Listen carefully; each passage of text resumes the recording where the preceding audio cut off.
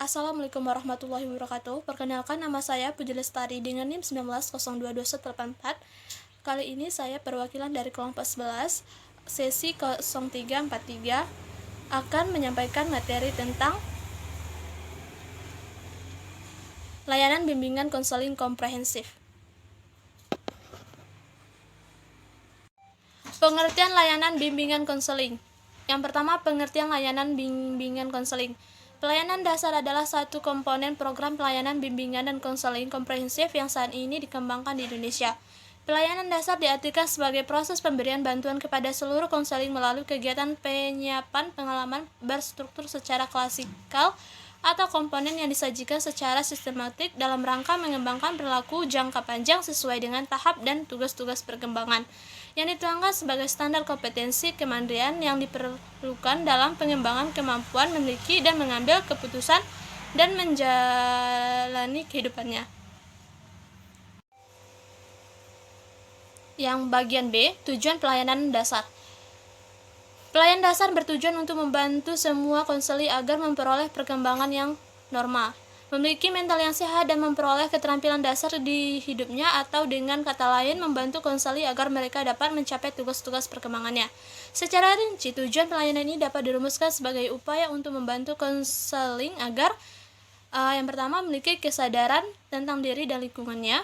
Yang kedua, mampu mengembangkan keterampilan untuk mengidentifikasi tanggung jawab atau seperangkat tingkah laku yang layak bagi penyesuaian diri dengan lingkungannya. Yang ketiga, mampu menangani atau memenuhi kebutuhan dan masalahnya. Yang keempat, mampu mengembangkan dirinya dalam rangka mencapai tujuan hidupnya. Strategi pelaksanaan pelayanan dasar. Strategi pelaksanaan pelayanan dasar yang pertama yaitu bimbingan kelas. Program yang dirancang menuntut konselor untuk melakukan kontak langsung dengan para peserta didik di kelas. Secara terjadwal, konselor memberikan pelayanan bimbingan kepada para peserta didik. Kegiatan bimbingan kelas ini bisa berupa diskusi kelas atau brainstorming. Yang kedua, pelayanan orientasi. Pelayanan ini merupakan suatu kegiatan yang memungkinkan peserta didik dapat memahami dan menyesuaikan diri dengan lingkungan barunya, terutama lingkungan sekolah atau madrasah, untuk mempermudah atau memperlancar berperannya mereka di lingkungan baru tersebut. Selanjutnya, strategi pelaksanaan pelayanan dasar yang ketiga yaitu pelayanan informasi. Pemberian informasi tentang berbagai hal yang dipandang bermanfaat bagi peserta didik melalui komunikasi langsung maupun tidak langsung melalui media cetak maupun elektronik. Yang keempat, bimbingan kelompok. Konselor memberikan pelayanan bimbingan kelompok peserta didik melalui kelompok kecil 5-10 orang. Bimbingan ini ditujukan untuk merespon kebutuhan dan minat para peserta didik. Topik yang didiskusikan dalam bimbingan kelompok ini adalah masalah yang bersifat umum dan tidak rahasia seperti cara belajar yang efektif, kiat-kiat menghadapi ujian, dan mengelola stres. 5. Pelayanan pengumpulan data merupakan kegiatan untuk mengumpulkan data atau informasi tentang pribadi peserta didik dan lingkungan peserta didik. Selanjutnya, fokus pengembangan pelayanan dasar. Untuk mencapai tujuan tersebut, fokus perilaku yang dikembangkan menyangkut aspek-aspek pribadi, sosial, belajar, dan karir. Semua ini berkaitan erat dengan upaya membantu konseli dalam menghadapi tugas-tugas perkembangannya sebagai standar kompetensi kemandirian. Materi pelayanan dasar dirumuskan dan dikemas atas dasar standar kompetensi kemandirian, antara lain mencakup pengembangan motivasi prestasi, 2. Keterampilan pengambilan keputusan, keterampilan pemecahan masalah. Yang keempat, keterampilan hubungan antar pribadi atau komunikasi. Yang kelima, penyadaran keagamaan budaya. Yang keenam, perilaku tanggung jawab. Lanjutannya, hal-hal yang terkait dengan perkembangan karir terutama di tingkat SLTP dan LTA mencakup pengembangan yang pertama yaitu fungsi agama bagi kehidupan, yang kedua pemantapan pilihan prodi studi, yang ketiga keterampilan kerja profesional, yang keempat kesiapan pribadi, yang kelima perkembangan dunia kerja, yang keenam iklim kehidupan dunia kerja, yang ketujuh cara melamar kerja, yang kedelapan kasus-kasus kriminalitas, yang kesembilan bahaya perkembangan massal, perkelahian massal, tawuran, dan dampak pergaulan bebas. Makna bimbingan konseling komprehensif. Yang pertama, makna bimbingan konseling komprehensif merupakan upaya untuk memberi bantuan secara utuh yang melibatkan konselor, pembimbing sekolah, guru mata pelajaran, staf administrasi, orang tua, dan masyarakat.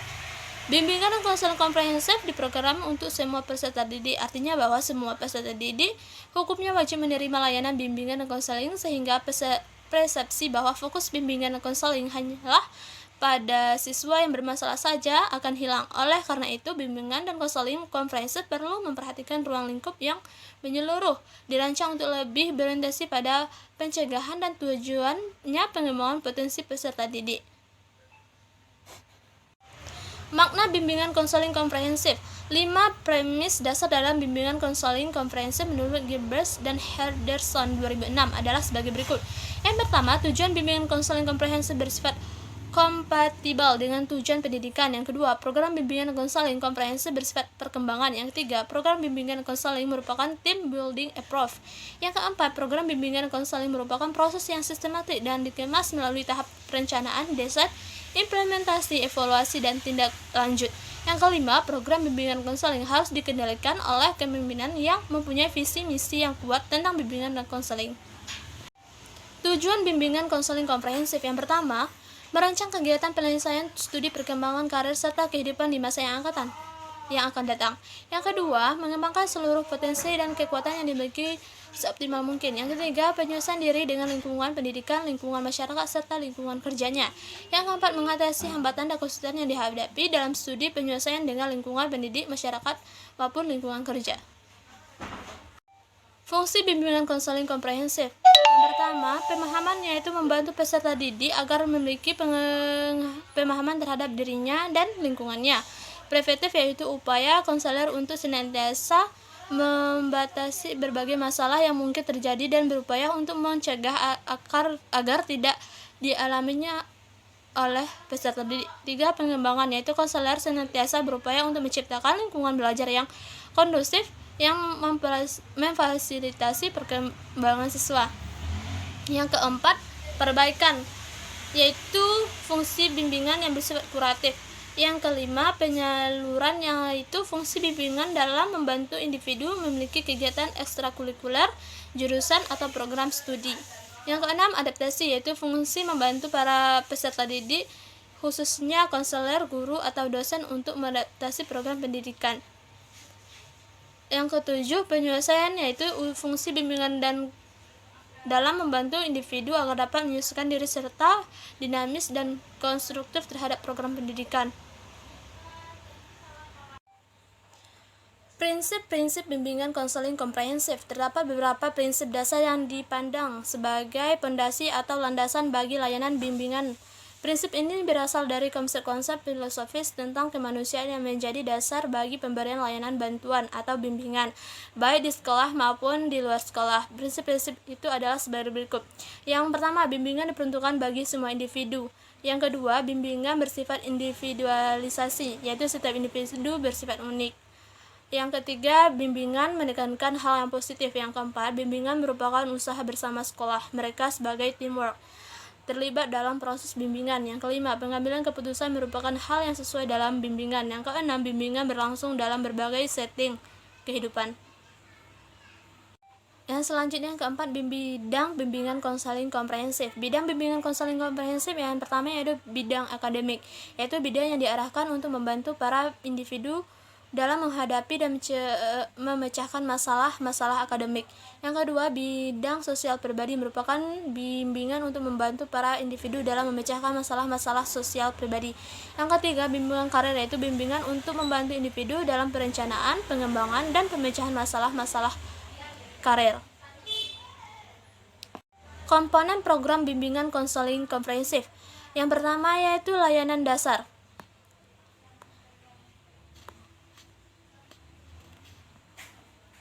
Layanan dasar diartikan sebagai proses pemberian bantuan kepada seluruh peserta didik melalui kegiatan penyiapan pengalaman terstruktur secara klasikal atau kelompok yang dijadikan secara sistematik dalam rangka pengembangan perilaku jangka panjang sesuai dengan tahap dan tugas-tugas perkembangan yang dituangkan sebagai standar kompetensi kemandirian yang diperlukan dalam pengembangan kemampuan memiliki dan mengambil keputusan dalam menjalani kehidupannya.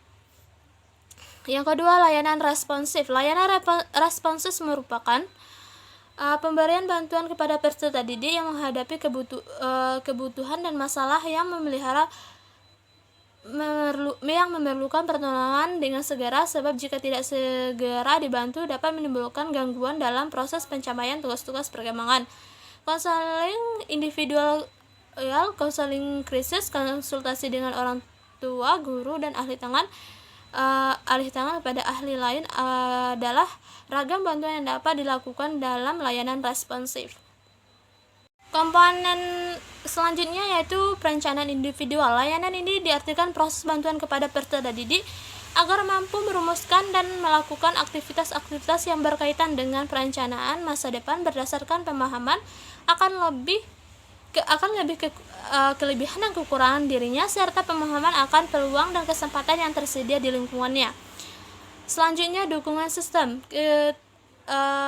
Ketiga di atas, komponen di atas merupakan pemberian layanan bimbingan dan konseling kepada peserta didik secara langsung, sedangkan dukungan sistem merupakan komponen layanan dan kegiatan manajemen, tata kerja, infrastruktur, misalnya teknologi informasi dan komunikasi, dan pengembangan kemampuan profesional konseling secara berkelanjutan yang secara tidak langsung memberi bantuan kepada peserta didik atau memfasilitasi kelancaran perkembangan peserta didik. Selanjutnya, strategi implementasi komponen program bimbingan konseling komprehensif. Yang di dalam pelayanan dasar terdapat bimbingan kelas, bimbingan pelayanan orientasi. Bimbingan kelas adalah program yang dirancang menuntun konselor untuk melakukan kontak langsung dengan para peserta didik di kelas secara terjadwal. Sedangkan pelayanan orientasi ini merupakan suatu kegiatan yang memungkinkan peserta didik dapat memahami dan menyesuaikan dirinya dengan lingkungan baru.